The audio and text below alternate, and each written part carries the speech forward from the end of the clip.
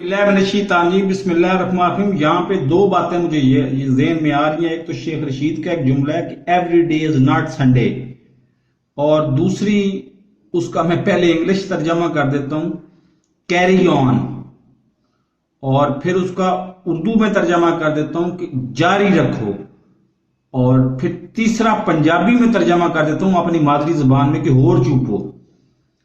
दूसरी दफा corona update देने का मकसद ये है कि 50% कोरोना पॉजिटिव आ रहे हैं सिंध में।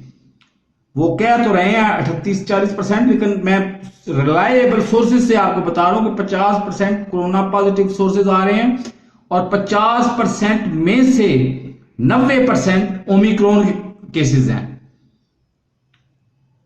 और लाहौर में भी हालत यही है, लेकिन हम बाजारों में मास्क पहने बगैर धड़ाधड़ खरीदारियां कर रहे हैं, धड़ाधड़ जा रहे हैं, खरीदारी नहीं भी कर रहे, वैसे ही घूमने फिरने के लिए धड़ाधड़ मार्केटों में घुसे हुए हैं। खुदा के लिए क्या आप खुदकुशी पे आते हैं?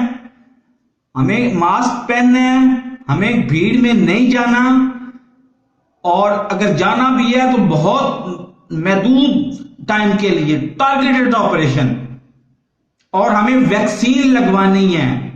याद दहानी करवा रहा हूं आपको, मेरा ख्याल है 1000वीं दफा के याद दहानी करवा रहा हूं।